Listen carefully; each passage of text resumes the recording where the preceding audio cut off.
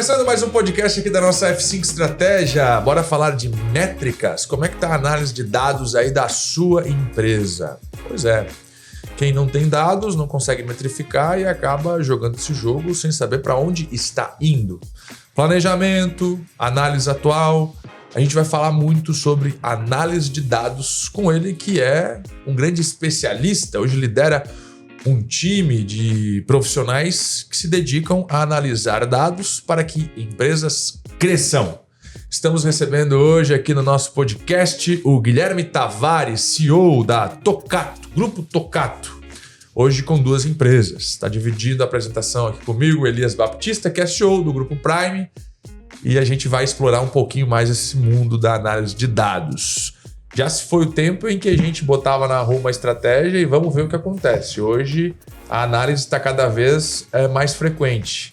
A gente, inclusive, acompanhou um case, Guilherme, há aproximadamente 5 meses, de uma empresa que depois foi vendida por $1 bilhão, onde a análise começou a ser mensal, passou para semanal, e no final das contas, os caras já estavam analisando e mudando a estratégia de 15 em 15 minutos. Quando a gente fala de performance, por exemplo.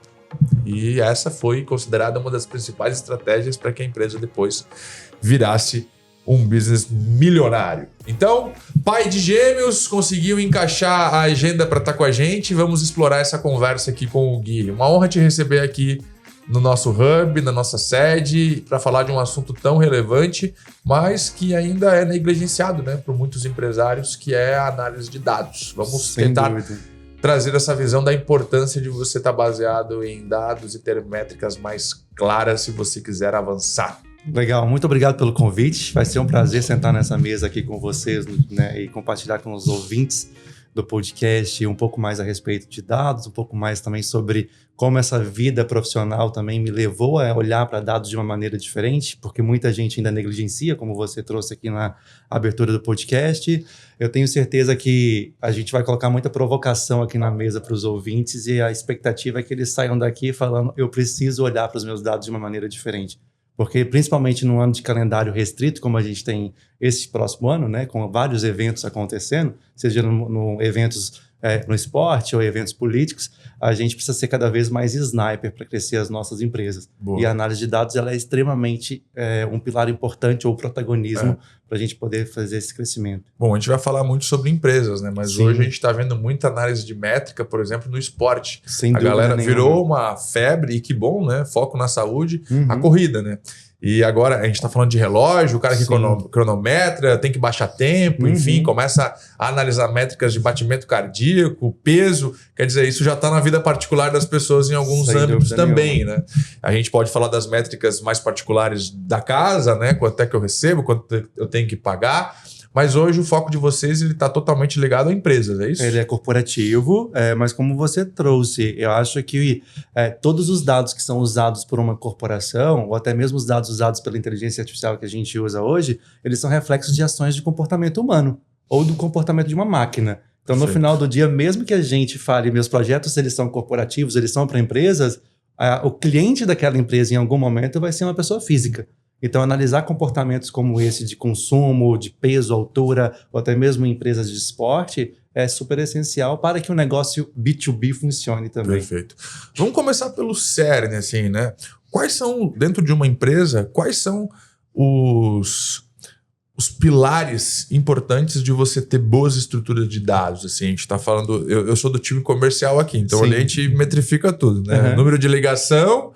Do SQL, do MQL ao qualificado.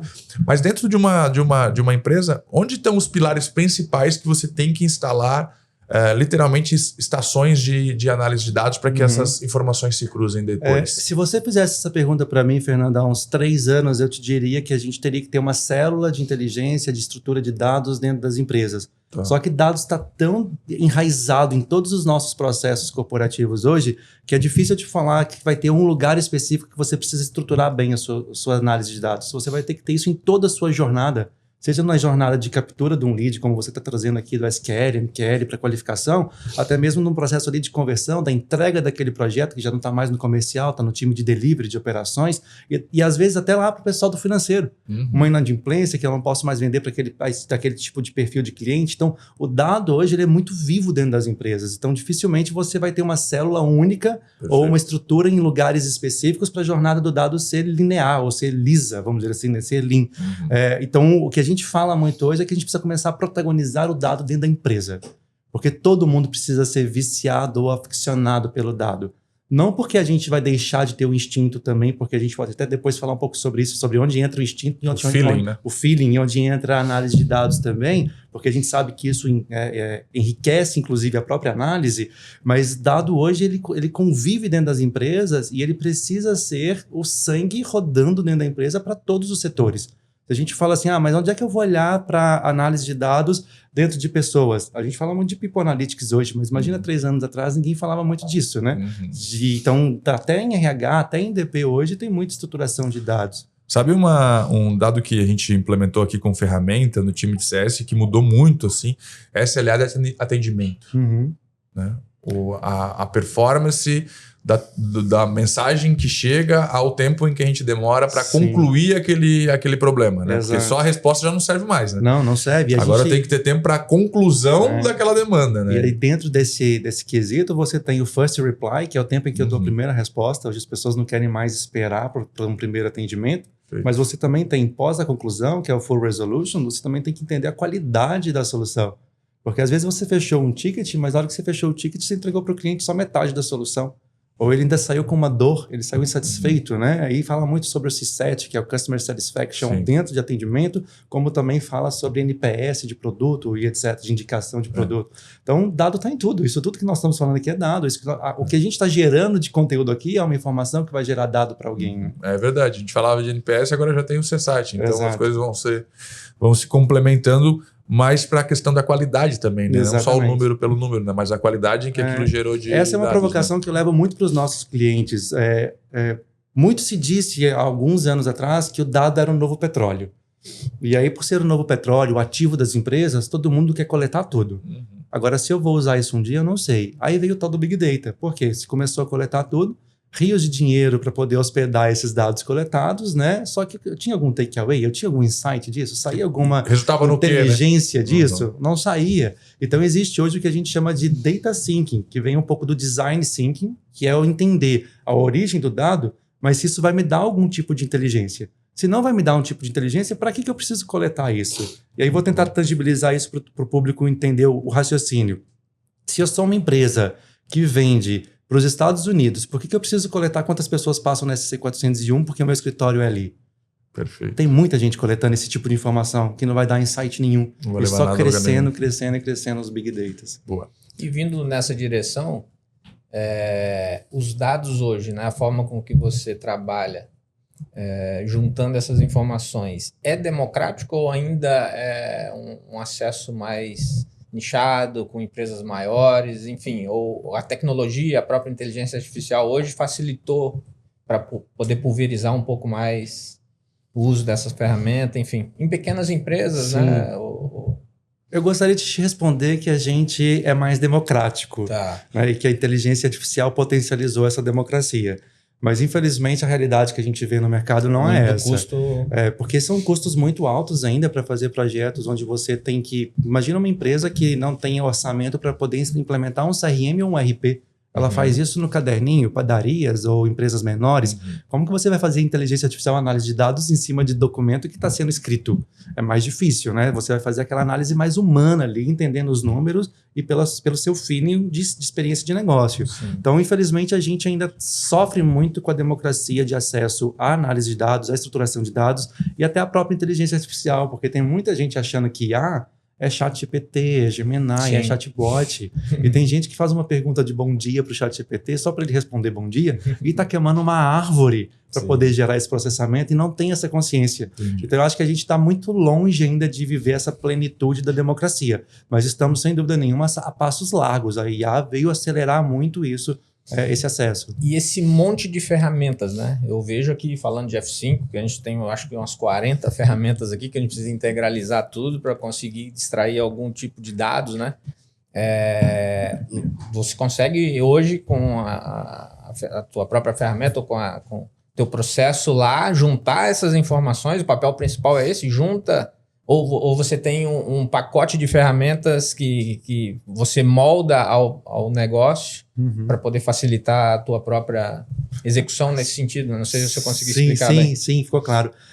Até 5 anos, a gente fazia muitos projetos departamentais. Então, eu não precisava muito integrar informações. Eu pegava um produto ou uma plataforma, um software de BI, implementava dentro de um CRM para poder entregar para a área comercial informações comerciais.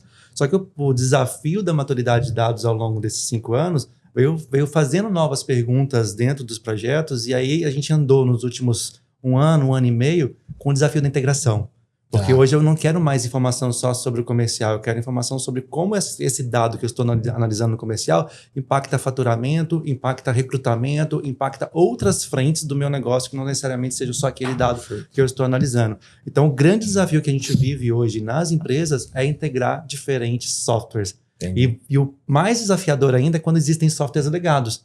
Porque a gente sabe que a tecnologia ela vem se gerando disrupção e inovação o tempo inteiro. Então, às vezes, ele tem um pedaço da história da empresa num CRM antigo que ele não conseguiu trazer para o CRM novo que ele implementou. Só que aquele CRM antigo, às vezes, não tem nem mais fornecedor. O fabricante descontinuou aquilo, mas ele está lá on-premise, instalado em um servidor para análise e consulta. Então, a integração de software legado ainda também é um desafio bem grande nas grandes corporações. E imagino que quando a gente descer isso para a média, também vai ser complexo. A gente trocou no nosso CRM aqui no ano passado e viveu essa fase.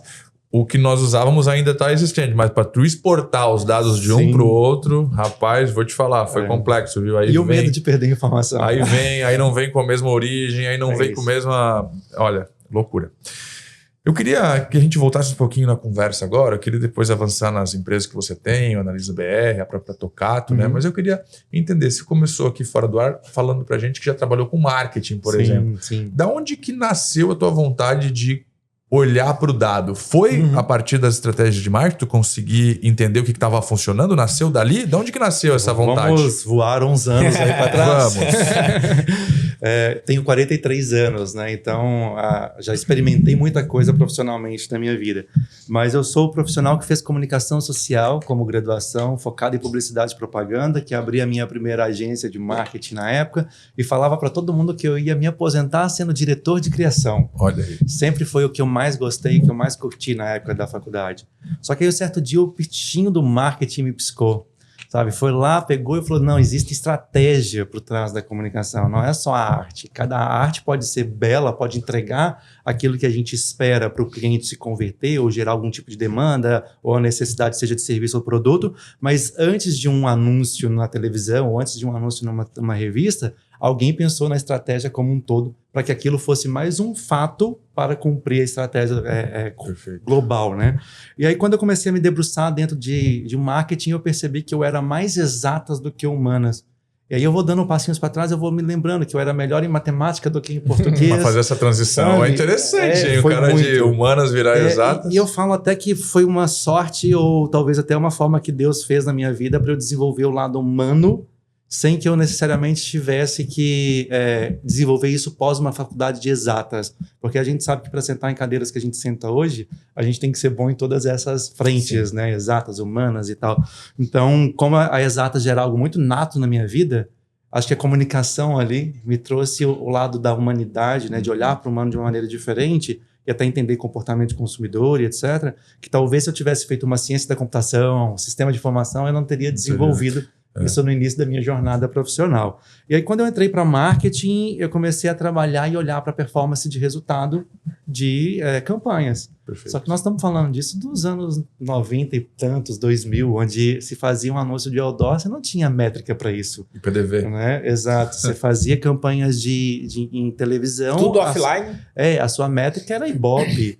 Né? Se você não colocasse o que a gente chama hoje de CTA no anúncio para você mapear ali no PDV quem está vindo por um outdoor, por uma campanha de revista ou por um... Não tinha como mensurar nada. Você não conseguia mensurar, né? E aí eu comecei a questionar isso. Mas peraí, a gente está pondo rios de dinheiro e a gente não sabe quanto volta. Aí foi quando a análise de dados começou a entrar na minha vida. Só que sem estruturação nenhuma, porque não existia nenhum tipo de inteligência ou até mesmo sistemas que existem hoje para a gente capturar esse tipo de informação para depois analisar. Era tudo muito na expectativa e nas informações que a gente recebia dos fornecedores, de, como a gente falou aqui, de Ibope ou pessoas visitando uma loja que era ali metrificado no papelzinho, Conheceu você veio a gente de por onde, onde? conheceu a gente por onde e tal. Acho que muitos dos nossos ouvintes aqui podem ter vivido isso, mas alguns talvez não, mas era assim que a gente sabia a origem do lead, né? Sim. Que hoje a gente consegue mapear de uma maneira mais fácil. E aí, nessa mesma época, dentro da empresa que eu trabalhava, a gente começou a trabalhar com geotecnologias também. E aí a gente começou a trabalhar com geomarketing. Estou falando de 2010, 2011, onde não existia muito a temática geomarketing, mas já existia uma tentativa inicial de estudar melhor onde eu abriria o meu próximo ponto de venda, baseado nos melhores pontos de vendas que tinham conversão e o perfil de público e etc. Nessa época, Daí já era para começar a entender comportamento também. aí já era comportamento 100%, só que comportamento plotado na geointeligência. Sim, local. Né? Exatamente. E aí, eu lembro que nessa época eu fui fazer uma pós-graduação em geoprocessamento GIS, que era uma pós-graduação em geografia ambiental, nada a ver com a minha formação, mas que era onde eu tinha conteúdo para isso. E eu fiz uma pós em marketing também. Juntei as duas e fiz uma única entrega já falando de geomarketing. E aí, pós esse movimento todo, caí na tecnologia. A hora que eu caí na tecnologia, eu me apaixonei, porque a tecnologia já vivia a análise de dados há mais tempo. De uma maneira não tão estruturada Já como a começou a gente conhecer vê algumas hoje. ferramentas ali, então. Sim, até porque se a gente parar e pensar em algoritmos de IA, existe desde a década de 80. A gente vive hoje massificado, mas isso já existe desde os anos 80. Sim. Então a tecnologia sempre bebeu muito da inovação com antecipação. E aí lá eu me encontrei, porque lá eu comecei a ter respostas para as perguntas que eu colocava na mesa. Obviamente sem muito processamento, né? Hoje a gente tem uma infinidade de artefatos e features que nos ajudam a acelerar as perguntas e as respostas, mas foi ali que eu me apaixonei pelo dado, pela inovação, pela disrupção. Perfeito, perfeito. E hoje você se dedica então a ajudar outras empresas levando esse nível de conhecimento e também a prestação de serviço? Sim, sim. O Grupo Tocato hoje é dividido em duas empresas, né? Tem a Tocato como distribuidora de software, então a gente representa há mais de 20 anos já alguns softwares de análise de dados que são referência em quadrante mágico, tipo Gartner ou pesquisas IDC e etc. E além disso, a gente tem a Analisa BR, que também é uma empresa que presta serviço em estruturação e estratégia de dados dentro das empresas. Então a gente tem um grupo, dentro do grupo a gente tem uma empresa com um ecossistema de parceiros que nos representa também em lugares onde a gente não tem escritório físico, né, para poder escalar a nossa venda e a nossa entrega, mas também do lado de cá eu tenho a Analisa BR, que também entrega projetos em algumas corporações. Só que como o nosso parceiro, ele acaba tendo como estratégia muito maior a sobrevivência da escala financeira dele em serviço, o nosso time, a nossa estrutura de serviço entrega só muito enterprise.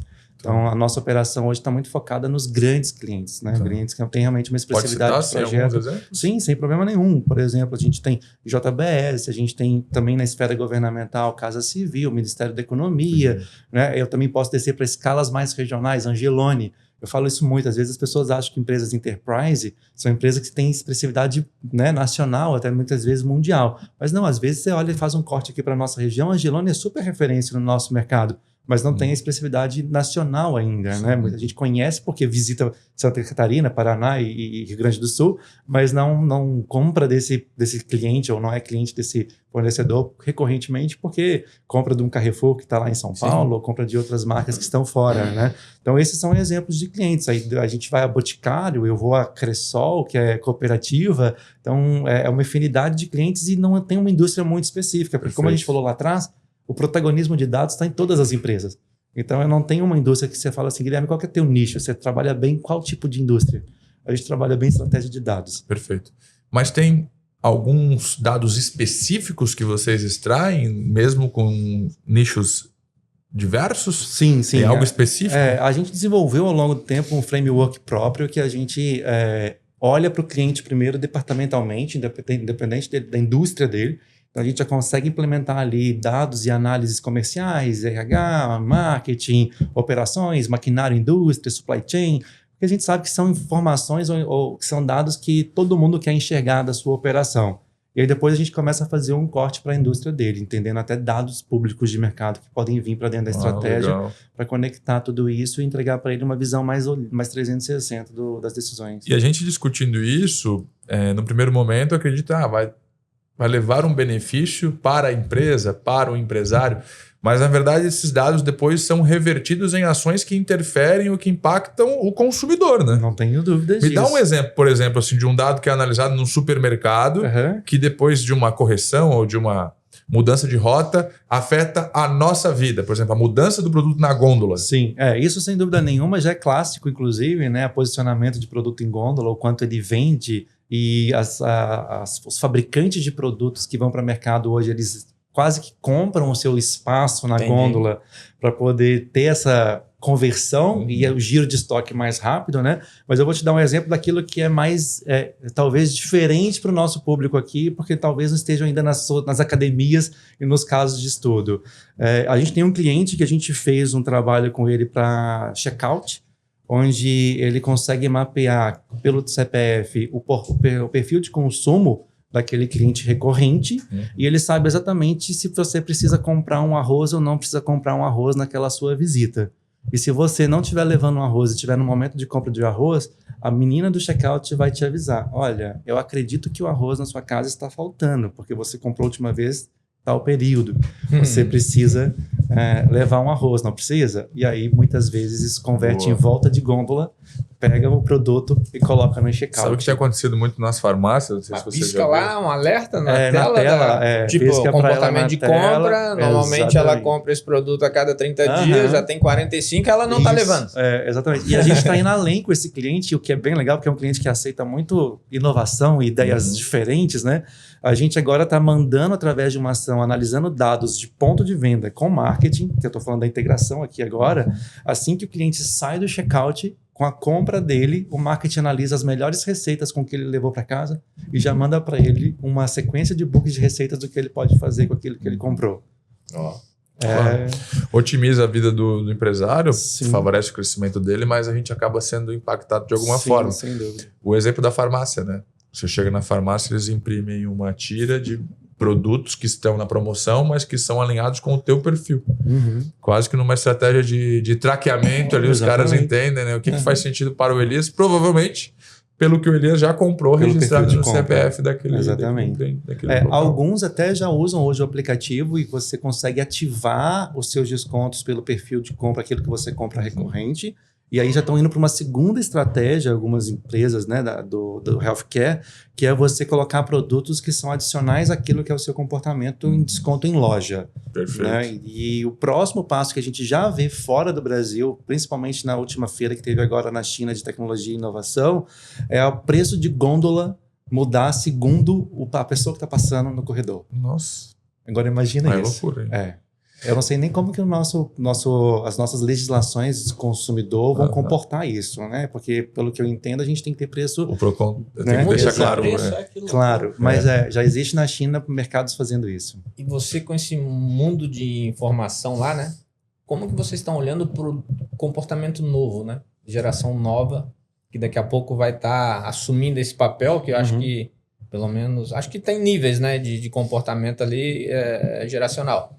Mas ou já é recorrente isso pelo tempo de história ali, tu vive alguma virada muito grande assim, tipo, cara, bagunçou tudo aqui, nós estamos tendo que rever tudo que a gente tem de estratégia, de dados, de informação para poder recuperar espaço, enfim, adaptar, né? Hoje a gente consegue entregar para os clientes análise de dados em 1 segundo. Então, a pessoa fez a compra no PDV, em menos de 1 segundo eu consigo fazer o CEO ver aquela compra, se ele quiser. Então, de qualquer lugar do mundo, por um aplicativo mobile, por exemplo.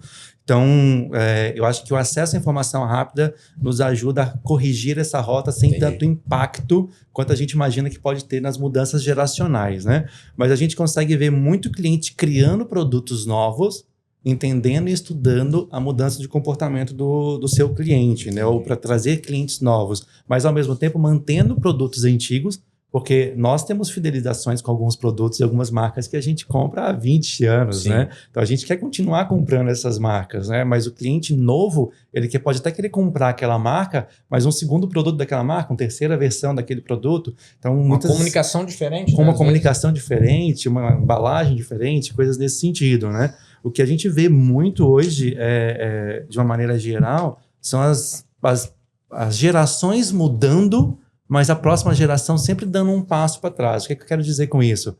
Um pai que é muito trabalhador, às vezes cria um filho um pouco mais tranquilo. Sim. Mas esse filho mais tranquilo vai criar talvez um filho mais trabalhador, né? Então esse ciclo geracional, seja ele no trabalho ou na riqueza, como existe o Pai Rico, Pai Pobre, livro famoso que a gente vê por aí, esse ciclo também faz com que a gente, olhando para o retrovisor, a gente consiga entender os próximos passos de comportamento daquela geração. Mesmo que seja uma geração que vai ser visualmente muito diferente, mas o comportamento dela é cíclico. Entendi.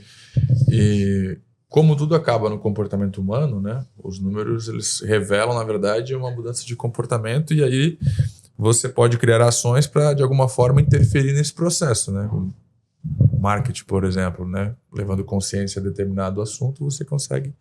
Mas tudo parte de um desejo, né? Se aquele produto não tem aceitação, ele não tem número que vai salvar ele ali. Então é muito pela linha de comportamento humano. Essa nova geração, por exemplo, que está mais conectada, que já nasce com o celular na mão, ou seja, os dados do que está sendo desenvolvido ali, né, na linha comportamental, eles já estão pré-estabelecidos no celular, por exemplo. Vai ficar mais fácil ou vai ser mais complexo a gente entender as pessoas? Eu acho que o entendimento ele vai ser mais fácil pelo número de dados que a gente consegue mapear. Mas isso não significa uma conversão mais rápida. Porque hoje a gente tem muito acesso a feedbacks de uso de produto.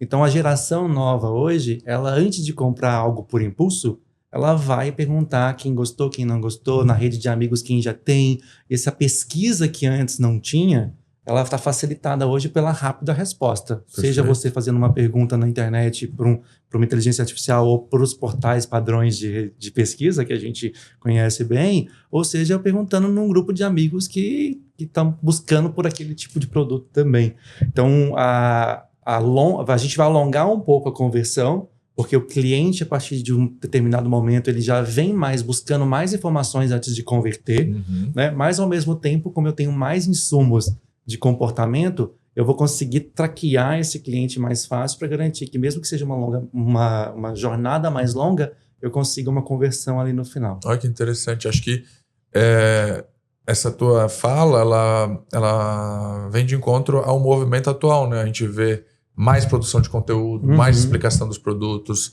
mais usuários mostrando a experiência que tem com aquele produto. Sim. Né? Até pela diversidade, né? Antigamente, se você querer comprar um carro, o que você faria? Você ia em 2, 3 marcas, essas marcas tinham 3, 4 opções, você ia ali, comprava o que cabia no seu orçamento, né? E ia. Hoje não. Hoje, se as empresas não colocam no YouTube, por exemplo, um review nos canais que são principais influentes desse mercado, as pessoas não vão nem saber que seu carro existe, que a sua marca existe, né? Então, existe uma pesquisa antes da conversão hoje que alonga a compra, mas que automaticamente também vai nos dando mais artefatos para a gente entender se eu preciso dar desconto. Então, hoje as pessoas conseguem, por exemplo, saber quantas vezes você entrou num determinado site, montou uma simulação do seu carro, para chegar lá na frente, você está no ponto de venda e fala assim, não, para que eu vou te dar 5% de desconto se você entrou no meu site 15 vezes, montou esse carro 15 vezes, seu desejo pelo carro é extremamente alto, eu não vou te dar desconto. Nível de consciência lá em cima. Exato. Não tem por que eu recuar. Não tem. Então, muito boa essa visão. Sabe que eu faço algumas reuniões de venda aqui e em toda reunião eu pergunto, você já ouviu falar sobre traqueamento? Porque a gente usa muito a questão de traqueamento pixel e tal, Google, landing page, site.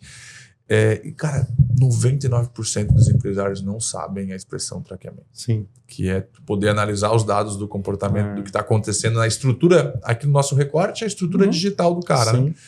E não entende que aquilo pode gerar um dado para a construção de um funil, por exemplo, ou até mesmo na variação de preço ou de novos produtos. A gente fala muito sobre entender o que o cara está pesquisando lá. Isso, né? E nessa sua fala a gente responde a sua pergunta sobre o grau de democracia da análise de dados e do conhecimento.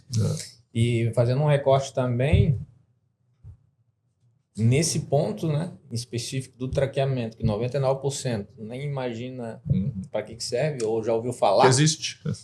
Vindo de encontro à perna alongada da compra, né, na conversão ali, por conta da pesquisa. Hoje a gente tem uma dor interna aqui, que os caras comparam o modelo tradicional de venda, digamos assim, que vem através da indicação, falando de serviço, né, mais voltado à odontologia ali. Quando eles vêm contrato tráfego pago, a gente faz uma estruturação que entrega oportunidade, os caras esperam ser com essa mesma referência que eles têm. Cara, e não é outro jogo, né? Então, cada vez mais vai ser preciso aumentar o nível de consciência desse cara para ele falar, bicho, você vai ter que ter mais calma, tu vai ter que trabalhar mais, participar mais, né?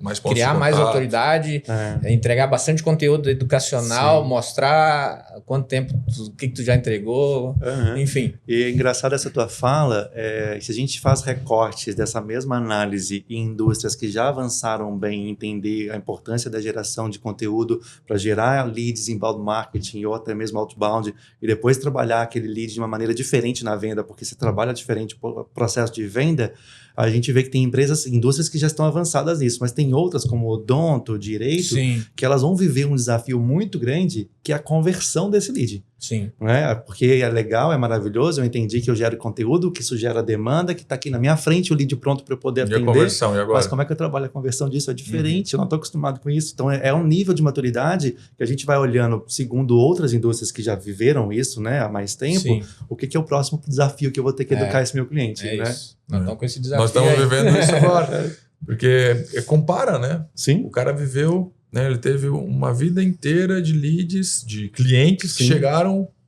porque a loja está bem posicionada, boca a boca, passou na frente, comprou, estava interessado. Ou seja, estava no fundo desse funil. Né? O cara já tinha tomado a decisão. Agora a gente leva uma estratégia em que, não, peraí, a gente está chamando atenção. O cara até pode entrar em contato com você, mas ele está muito no topo desse funil. Sim. A cadência precisa ser exclusiva para esse canal. Exatamente. E aí a gente tem uma dificuldade e só os dados para nos salvar nesse momento. Né? Porque quando eu faço uma análise que a gente não teve os pontos de contato necessários com o time comercial, a gente entende por que não foi feita a venda. Você consegue, inclusive, saber em qual parte do funil ele escapou. Exatamente. Vou trabalhar exatamente aqui. E a mágica é nós tentar resgatar ele de volta. Né? Você traz ele de volta para o funil, né? E vamos nesse ciclo para sempre, assim, né? Exato. Agora, eu queria entender, até anotei aqui, sobre a análise de dado. Qual é a tua metodologia? Você tem que padronizar tudo para que a gente tenha dados, porque hoje uma dificuldade que eu tenho é, beleza, eu vou analisar uma carteira de um gestor de performance meu aqui. Por que esse está diferente desse? Aí tu começa. Não, porque esse aqui a gente teve que fazer repasse de clientes. Esse cara estava com clientes de outro tipo de perfil. Como é que você faz para fazer essa padronização prévia para que os dados sejam reais? Porque tem várias nuances naquele meio do caminho ali, por exemplo. O primeiro ponto da tua pergunta é garantir que o dado realmente é real. Né? Porque as mudanças de negócio que acontecem e são vivas dentro de uma organização, muitas vezes elas não são espelhadas em sistema. Elas só são mudança. Tirei essa carteira desse profissional e repassei para cá. O sistema vai entender que houve uma passagem, mas talvez não vai entender o motivo pelo qual você fez isso. Então, tem muitas perguntas que vão vir em análise de dados que antes de se trazer uma resposta, precisa entender a complexidade da decisão de ter feito aquele tipo de mudança no negócio. Tá? E aí entra muito o que eu falei lá atrás, do feeling. Por que para mim a análise de dados precisa ser acompanhada de feeling, mas não a tomada de decisão precisa ser necessariamente acompanhada de feeling? Porque tem perguntas sobre o seu negócio que só você vai saber fazer. Mesmo que eu coloque 30 experts em dados aqui, em cientistas de dados, eles não vão conhecer o teu negócio como você conhece. Eles não vão saber fazer a próxima pergunta como você saberia fazer quando eu te trouxer uma resposta. Então, dentro do nosso framework, quando a gente trabalha os nossos clientes, a gente faz essa parte de padronização daquilo que a gente sabe que é natural, que toda empresa que passa pelos nossos projetos vão querer visualizar, mas depois existe um trabalho junto com a esfera estratégica, tática e operacional da empresa para fazer as próximas perguntas. Tanto que a gente chama, inclusive, dentro do framework, dessa parte do dashboard de perguntas aleatórias. Ali você pode pôr a pergunta que você quiser. A gente vai cruzar o dado e ver se aquilo tem algum takeaway, se traz algum insight. Às vezes a pergunta não vai trazer insight nenhum.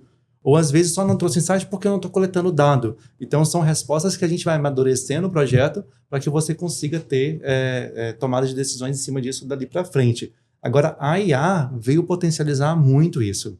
Porque a partir do momento que eu coloco para a IA uma massa de dados estruturada, um monte de relatório da empresa, já histórico ou não histórico, né? Real, momentâneo ou futuro, e ela mastiga tudo aquilo e eu começo a fazer perguntas para a IA, olhando os meus dados, a gente consegue criar perguntas que muitas vezes a gente não está nem enxergando, mesmo conhecendo o nosso negócio. Então, para mim, até a gente tem isso muito forte dentro das nossas soluções hoje, para mim a IA hoje, ela está em tudo. Ela não é um pacotinho que eu vou ali e compro um chat GPT para usar IA dentro da minha empresa.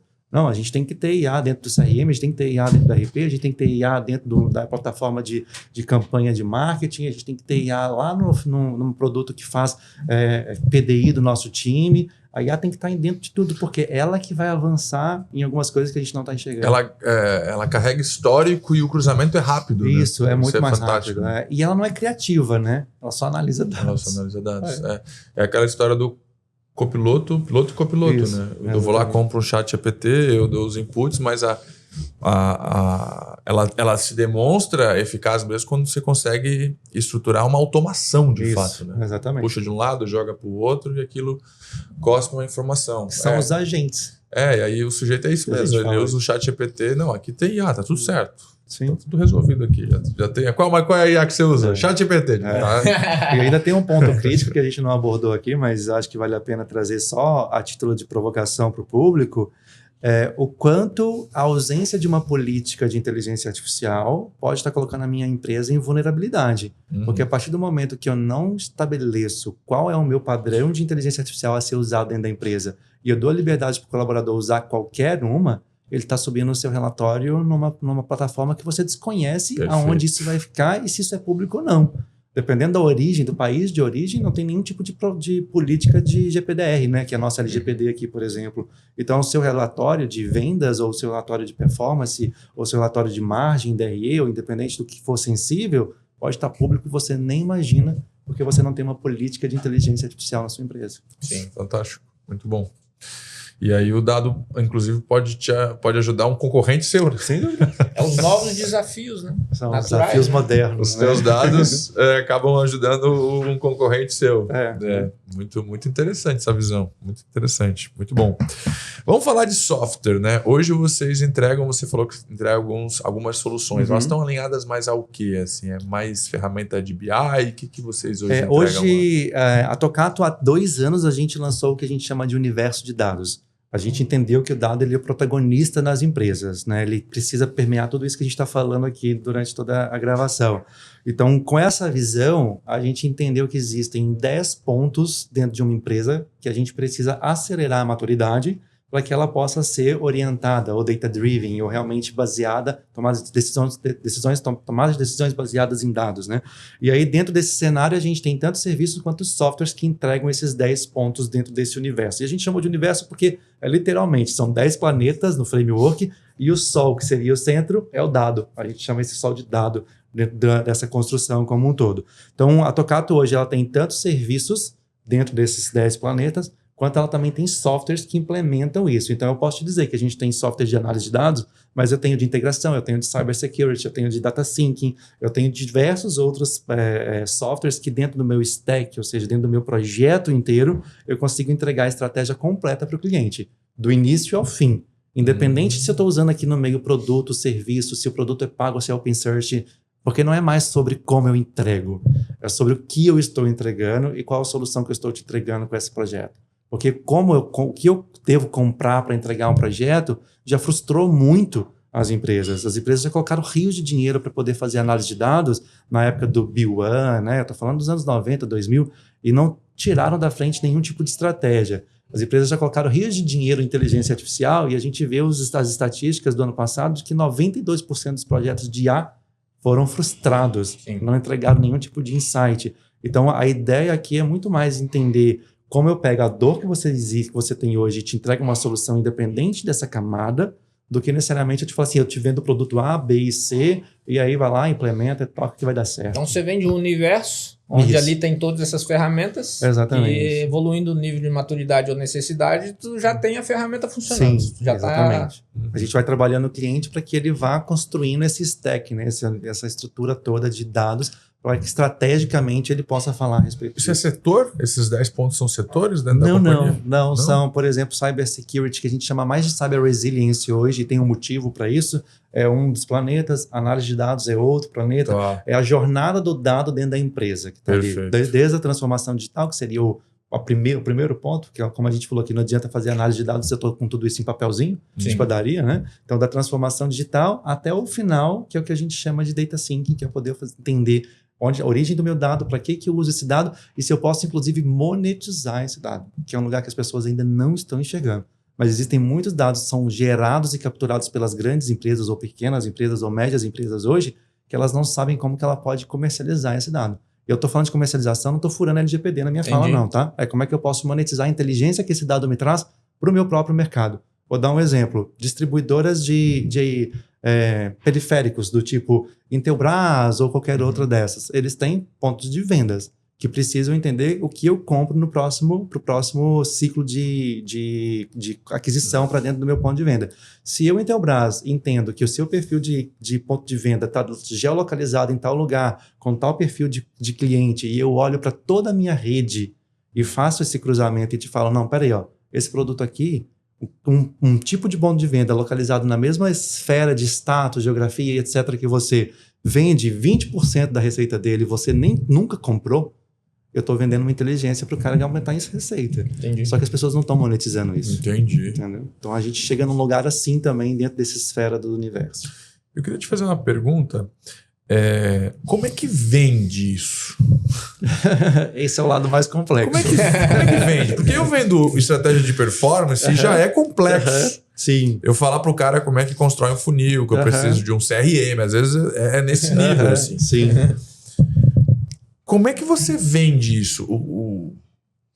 Como é que é uma apresentação comercial, por exemplo, do Grupo Tocato? Legal. Eu vou te falar que esse é um desafio em algumas esferas. E a primeira esfera que a gente passou por esse desafio, visto que a gente lançou o Universo de Dados há 2 anos, né, foi uma esfera cultural interna. Porque o meu time estava super acostumado a chegar lá e vender o CRM, como você trouxe aqui. E não necessariamente vender uma estratégia maior. Ou vender o BI, né? Seja ele um produto como o Click ou o Denodo, que são produtos do nosso portfólio, né? Ou vender um Power BI, coisas assim. Ou do que necessariamente entender o negócio do cliente e depois que eu entendo o negócio do cliente, entender a dor que ele está vivendo para propor aí sim um stack de solução. O nosso modelo de venda hoje, a gente cola o que a gente chama no nosso mercado de pré-vendas, mas não é o pré-vendas SDR, BDR que a gente vê aí que está trabalhando na qualificação. É uma pessoa com uma capacidade técnica e conhecimento de produto muito profunda, de todo o portfólio, mas que também tem muita facilidade de navegar em áreas de negócios. É um bichinho muito difícil de achar. Imagina. Mas a gente acha. É nichado daí? Tipo, o cara da indústria. Não precisa ser nichado nesse caso, porque a gente sempre entra no cliente fazendo primeiro aquilo que é padrão corporativo e depois eu caio na indústria com o apoio da inteligência da própria empresa.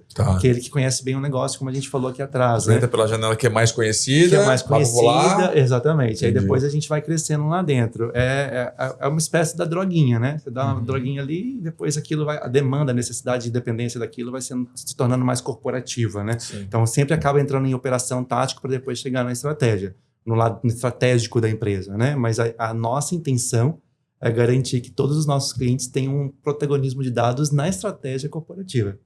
Por isso que nós estamos fazendo tudo que nós estamos fazendo já nesses últimos 20 anos, né? Mas a venda ela vai muito associada a isso. Primeiro, trazer esse especialista junto com o time de vendas para fazer um primeiro diagnóstico. Feito o diagnóstico, aí sim a gente compõe o processo de venda e de... Bem personalizado, então. É, muito personalizado.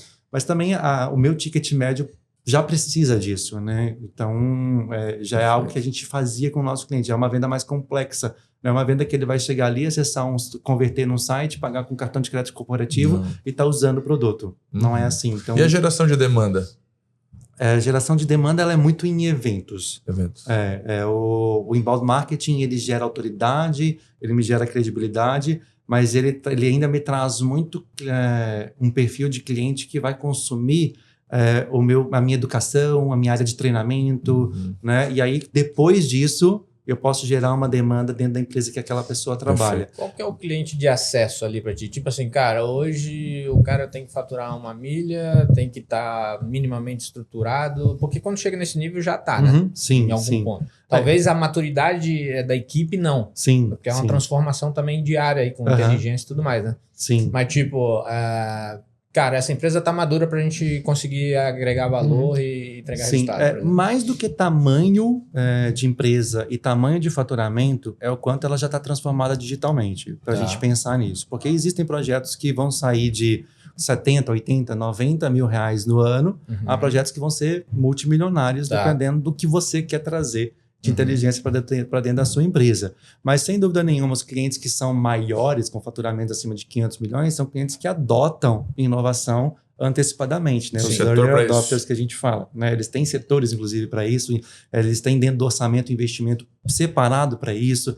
Então, são clientes que a gente acaba trazendo mais opção e mais inovação aí ao Uhum. longo dos projetos. Mas a gente tem clientes hoje que eu consigo fazer para eles uma venda de 2, 3, 4 licenças, a gente implementa, conecta o que precisa conectar, faz um serviço ali de 2, 3 meses, ele está conseguindo já dirigir o carro dele com muito mais assertividade, né? Então, É aquele orçamento que ele sabe que ele não sabe, mas ele precisa investir, né? exatamente. E o que é mais engraçado é que assim, Faz uma educação. quando a gente faz o que a gente chama de POC, né, que a gente antes de fazer uma venda com uma expressividade de ticket médio alto, a gente acaba tendo que provar para o futuro cliente que a solução proposta realmente é uma solução que vai trazer resultado para ele. E a gente chama no nosso mercado disso de POC, né, que é uma prova de valor. Uhum. Ou CIB, que a origem disso vem de fora, que é Since Believe, preciso ver para crer, Sim. né, aquilo, porque são investimentos altos, né?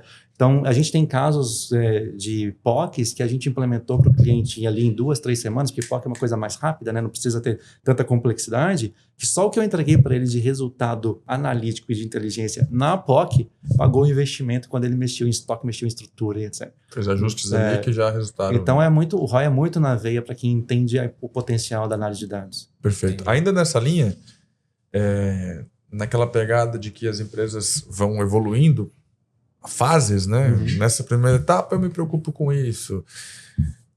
O dado entra em que momento? Do nascimento, ou você prefere que ela já tenha uma maturidade, um produto validado, outras estruturas? Em que momento entra uma inteligência de dados, por exemplo? Eu vou fazer um corte para você em 2 esferas de negócio. Negócios escaláveis, tipo startup, porque a resposta é completamente diferente, Tá. e negócios mais tradicionais. Tá? Em negócios mais tradicionais, o ideal é que o dado, desde o início, acompanhe a sua jornada. Então, comecei a abrir um negócio, eu vou ter um ponto de venda, eu tenho que ter pelo menos um PDV ali fazendo checkout e já capturando a informação. Mesmo que eu não tenha isso conectado à minha área de pedido de compras e eu vá ver depois isso manualmente. Então, empresas que seguem mais o seu ciclo de crescimento tradicional, a minha resposta para ti é, desde o início, se você puder olhar para o seu dado, eu não estou falando análise, estou falando de captura, tá? Uhum. Capturar o seu dado desde o Bota início, ele lá. melhor. Para startup, por que isso é diferente? Porque startup é muito dinâmico. O produto ainda está em prova. Então, a captura do dado não é o que eles vão focar muito.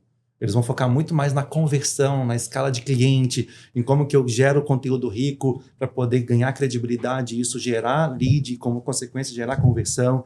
A startup vai olhar para dado, para a importância da análise de dado, lá numa série B para uma série C de investimento, né? É o ideal? Não seria, mas é a realidade, né? Tá. Muitas empresas, inclusive, quando vão buscar a série B e série C de investimento, uma capital venture fala como é que você está estruturado de dado. Porque eles sabem que a empresa não consegue estruturar na velocidade que eles crescem. Não tem como, é sobrenatural a estruturação de dados numa empresa que está o tempo inteiro focada em vender, gerar demanda, gerar conteúdo e vender. É muito irreal acreditar que eles vão ter dados estruturados. Até porque nesse momento também, o marketing adquire um produto que não está passando por integração com tecnologia, vendas adquire outro produto, cada um vai criando seus silos ali, porque os silos precisam entregar o que o carrey está pedindo para entregar. Então eles vão lá, vão naquele fluxo, naquela velocidade. Então eles vão olhar para a importância de dados só lá na frente, né? O que é ruim, porque se ele cresce mesmo não tão estruturado já com o entendimento do ativo, do dado dele, certamente quando ele fosse rodar uma série A, uma série B, ele já teria até mais um valuation muito maior. É que existe um risco muito grande nesse mercado, né? Então os caras apostam muito para cá. E ele não pode perder tempo, desliga também e não perde tanto. E no final do dia, estruturar uma área de dados para uma empresa que cresce o número de informação nessa velocidade é oneroso. Né? Então. Verdade. Acaba dividindo força. Você vai diluir o seu valor, o seu investimento que você capturou lá, sei lá, $100 mil, e impor mais força de venda e marketing para gerar conteúdo, ou estruturando dados que não vai te trazer tanto resultado imediato. Você vai pôr dinheiro em estrutura de time de vendas, marketing, né? Para você validar o seu produto. Depois lá na frente a gente vê o que acontece. Exatamente. Aí vem a dor de integração, de software legado. Aí joga o pepino pra nós falamos. A gente tem empresas aqui, né, que vão, por exemplo, do marketing de comunicação, F5 e Prime, que a gente fala mais de obra, E aí eu queria puxar um pouquinho para a gente entender aqui como é que a gente pode também contribuir com o público que já nos acompanha nas redes sociais. Vamos começar pelas obras, por exemplo, né? Como é que o Elias, numa obra lá, numa construção de uma clínica, por exemplo, que é o core principal, como é que ele poderia utilizar dados que favoreça o cliente dele lá na ponta, por exemplo? Só para eu dar um passo para trás na sua pergunta, o projeto de vocês não está na escolha de terreno também, ou está? Escolha de ponta, às vezes. Já fica com a franqueadora. Já está com a franqueadora, legal. Porque senão aí a gente também já teria um bom lugar. Podemos avançar para isso. A pesquisa de ponta é um negócio interessante. Geralmente a franqueadora está muito bem estruturada quanto a essas ferramentas. Mas tem muitos pequenos que está expandindo de forma orgânica também. Montou a primeira, montou a segunda e não faz ideia de como analisar um melhor... O que você olha no terreno? Então, porque daí a gente entra com a história da geotecnologia, que é o avanço do geomarketing que eu falei aqui para vocês anteriormente. Um terreno não é só porque ele tem um tamanho certo e um bom preço de compra e está localizado num bairro que eu acho que é um bairro que vai ter um movimento legal porque é centro e o meu público é um público mais popular, por exemplo. Não. Às vezes o seu público popular, ele só trabalha no centro, mas ele consome serviços e produtos onde ele mora. Então, você vai ter que comprar um terreno muito mais próximo à casa dele do que ao local de trabalho.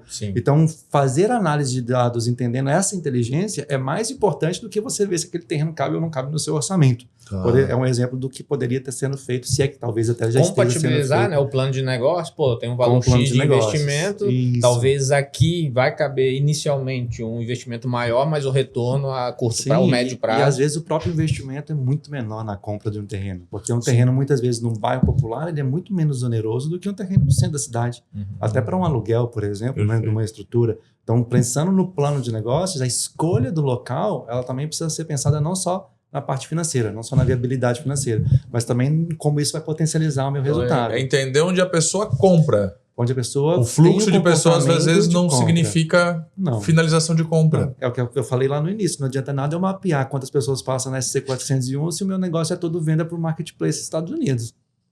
E aí, determinados produtos, essa pessoa prefere comprar mais próximo de casa. Outros ela já se dispõe aí. Isso. Se for, por exemplo, uma franquia de alimentação, de restaurante, talvez aí faça mais sentido eu estar perto do local do trabalho, porque ele vai almoçar em algum lugar. Mas se é uma empresa que está abrindo um mercado popular, ele não vai fazer compra ali, encher a mão de sacola, entrar num ônibus cheio de sacola e ir embora para casa para a compra do mês. Ele vai comprar mais perto da casa dele para facilitar o deslocamento. Então, todas essas perguntas precisam vir no processo de decisão da compra de um terreno antes de vir uma obra. Né? Mas a obra hoje, eu acho que é um lugar, pelo menos pelo pouco que eu conheço de amigos que trabalham com isso, que a gente já tem muita coleta de informação. Então, glosa de produto, né? Perda de produto, ruptura na compra, isso aí eu acho que já é acompanhado muito bem, né? Você já tem hoje tecnologia que consegue te entregar o quanto você vai ter que comprar de cimento para estruturar um prédio de 2, 3 andares ou tal metragem, né? Então, o que eu poderia trazer aqui de insight para vocês é tentar entender assim, será que a resposta que eu estou recebendo é dentro de um algoritmo padrão, que quem construiu esse algoritmo ainda é uma pessoa que está com a mentalidade dos anos 90? Será que eu já não tenho produto de cimento, por exemplo, hoje, que me escala muito mais um metro quadrado do que aquele algoritmo daquela ferramenta me propõe? Porque às vezes está sobrando na obra, ou você está perdendo margem na obra, porque o algoritmo que te entrega está falando que ele faz aquela metragem no cimento A. Mas hoje você tem um produto, depois de 2, 3 anos de evolução de produto, que ele consegue cumprir uma metragem um pouco maior. Aí você está comprando mais produto do que você realmente precisa. Então, a provocação analítica aqui seria muito mais entender as regras de negócio que estão por trás dos dados que você recebe de informação, para você entender se você não está perdendo dinheiro naquele momento. Muito bom. E no marketing, na performance, por exemplo, já que você nasceu aqui, hoje o que você indicaria que são dados cruciais, por exemplo? Eu acho que toda a jornada do cliente pensando no modelo ampulheta, não só no funil, é importante, né? E aí tentando traduzir para o público que talvez nem todo mundo conheça o que é o modelo ampulheta, é olhar para a jornada do cliente não só no processo de marketing, geração e aquisição, mas também no processo de expansão daquele cliente, renovação e etc. Muita gente esquece até de ações de marketing para a manutenção e para a continuidade do cliente. Perfeito. As empresas muitas vezes focam muito só na geração de new logo, né? Novos clientes, e elas esquecem que se ela tiver um balde furado, não adianta você pôr 100 se você está perdendo 105. No final do dia você está com 5 clientes a menos na sua carteira toda vez que você gira esse balde, né? Então, acho que um bom ponto para as empresas em geral analisar é o que eu estou fazendo de estratégia de marketing para manutenção e para crescimento da base. E por que eu estou falando isso também como um highlight que pode parecer até um pouco diferente da resposta que você queria que eu olhasse mais para geração de demanda na sua pergunta, imagino eu. Porque a gente vai viver um ano que é um calendário muito restrito, como a gente falou aqui agora, um calendário diferente. Esse calendário acontece a cada 4 anos, porque a cada 4 anos a gente tem esses mesmos eventos acontecendo, né? E que eu preciso ser muito sniper na minha geração de demanda e no meu trabalho com new logo. Mas que eu preciso trabalhar muito bem a minha base. As empresas esse ano elas vão crescer olhando para a base, elas não vão crescer olhando para o new logo.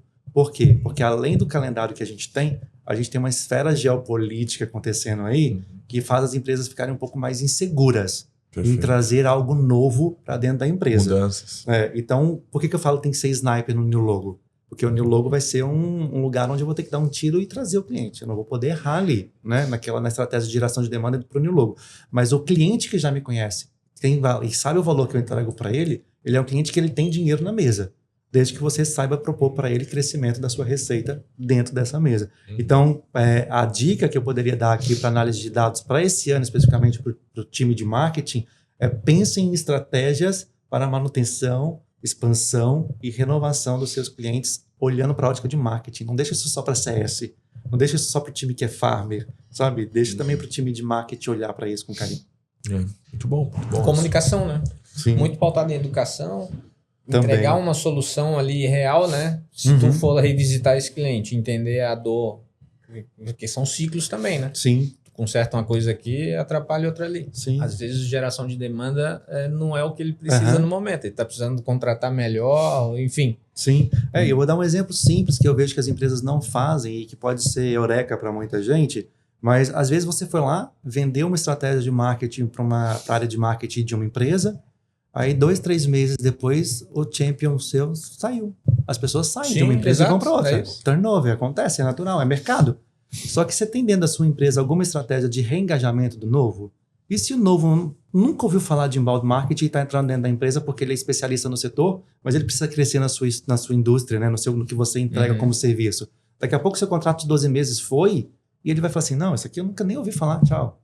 Você perdeu um cliente que tinha potencial de receita, por quê? Porque o seu pós-venda, pensando também em estratégia de marketing, não só CS, educação ou delivery, né, operação, não fez nada para entender o que eu poderia fazer para deixar que aquele cliente ficasse mais fácil ser renovado lá na frente ou expandido lá na frente para o time de vendas. Perfeito. Ouvir um pouquinho da dor dele para adequar, né? Isso. Adequar o produto, adequar o melhor momento. E ter estratégias para isso, né? Porque isso vai acontecer. Sim. Só que as pessoas deixam para pensar isso quando aconteceu. Aí tipo, tô querendo ir embora, mas por quê? Cara, aí o bom que quem foi embora é um new logo para você, né? Isso é bom, pelo menos. Mas sair entra um é balde furado, né, gente? 2 para fechar. Quem vai começar agora, que acompanha a nossa conversa aqui, é isso, tem que avançar. Começa por onde? Eu acho que o primeiro ponto é você entender que a inteligência artificial não é o início. Por mais que ela seja o hype, todo mundo quer usar, a inteligência artificial ela é baseada em comportamento e análise de dados. Então, se você não tem dados estruturados, se você não tem um dado bem orquestrado dentro da sua empresa, esquece projetos de IA nesse momento. Né? A gente brinca até que imagina um iceberg. A IA ela é a pontinha, os 15% do iceberg que aparece. Todo mundo vê, todo mundo quer. Mas cultura, processos e dados é o oceano profundo desse iceberg, que ele é geralmente 85% de todo o iceberg. Sim. Então, a primeira dica que eu daria aqui é olhem para o dado com carinho antes de querer viver o hype da tecnologia. A tecnologia, ano sim, e eu estou falando isso propositalmente, tá? Ela traz inovação e muitas vezes ela só muda um nome. e muita gente se confunde com isso, né? Então, por exemplo, hoje a gente fala de IA, mas eu acabei de falar para vocês que a gente já fala de algoritmos e ciências de dados e etc. desde os anos 80, aí que hoje está mais massificado, né? Então as pessoas acham que é algo novo, mas na verdade não é. As outras empresas, grandes empresas que tinham poder de processamento já viviam isso há mais tempo. Boa. E vamos falar do evento de 26 a 27 agora de março. Vocês vão fazer um evento para 5.000 pessoas. Exatamente. Em Florianópolis. Data World Experience, DWX. DWX. É o Qual que é a terceiro? ideia? É o terceiro ano que a gente faz o evento, né? A gente fez o primeiro 2 anos atrás. A expectativa era para um público de 300 pessoas, foram 500, superando o que a gente imaginava, mas um dia só de evento, porque a gente teve pouquíssimo tempo para orquestrar o evento e divulgar. O ano passado a gente colocou 2.600 numa expectativa de 1.500 pessoas. Esse ano a expectativa é 5 e eu espero que a gente estoure tudo isso, né? Mas o DWX ele nasceu para poder garantir que tudo isso que eu estou trazendo para vocês seja realidade na mentalidade e no pensamento lógico das pessoas. Uhum. Eu falo para todo mundo, não nasceu para se vender dados ou vender produtos. O DWX nasceu para aumentar a cultura, a alfabetização, é um nome ruim, mas é o que o mercado usa, né? A maturidade de dados e inteligência artificial para as pessoas. É eu mostrar para a pessoa que se ela faz uma pergunta de bom dia para o ChatGPT esperando que ele só responda bom dia, ela está queimando uma árvore e dá consciência para ela a respeito disso também, pensando em ESG, inclusive. Então, o DWX ele nasceu muito com esse intuito. Como é que eu faço o mercado ganhar maturidade para que, como consequência, lá na frente isso gere um lead também, né? No final do dia, a gente está falando de empresas que precisam crescer suas receitas, mas o foco principal não é a geração de lead. É ganhar maturidade, credibilidade e autoridade na temática. Boa. Dá para acompanhar informações lá na arroba de vocês? Dá, tanto no arroba da Tocato, quanto no próprio DWX Experience, no Instagram, LinkedIn, todos os canais aí. Muito bom. Gui, obrigado. Uma aula. Passaremos a tarde aqui com você. É verdade. Muito bom mesmo e que a gente possa avançar, né? A gente entra nesse mundo, descobre um negocinho e tu conhece, na verdade, uma realidade muito maior, né? E é infinito o que a gente pode ter no mundo, no universo de dados, né? E principalmente com o avanço da tecnologia. Então, parabéns pelo trabalho. Acho que é um trabalho sensacional e fundamental, né? Para quem está à frente de companhias, enfim, desde o negócio mais inicial àquele mais complexo, sempre dá e sempre é hora de avançar com a análise de dados. Parabéns pelo trabalho acima de qualquer coisa. Muito obrigado pelo convite mais uma vez. Foi um prazer poder compartilhar aqui com vocês um pouco daquilo que a gente pensa, da nossa visão a respeito da temática. A gente sabe da importância disso e como isso muda as empresas, né? Então, por isso a gente leva isso com tanto fervor e com tanto amor. Quando a gente trabalha projetos também a nível governamental, a gente sabe que isso volta para a gente como cidadão. Então, para a gente é super importante fazer projetos como esse também, como o Guilherme CPF, egoísta nesse momento, querendo que eu viva numa cidade mais segura, porque eu sei que a cidade analisa dados para poder prever, seja um furto ou seja qualquer coisa nesse sentido, né? E quem quiser falar um pouco mais disso comigo, tem lá o meu LinkedIn também, Guilherme Tavares, pode procurar lá. A gente pode continuar esse papo também por lá. Boa. Muito bom. Fechou. Obrigado, sucesso. Imagina, obrigado para nós, espero ver vocês também lá no DWX. Com certeza. Obrigado por acompanhar e até uma próxima.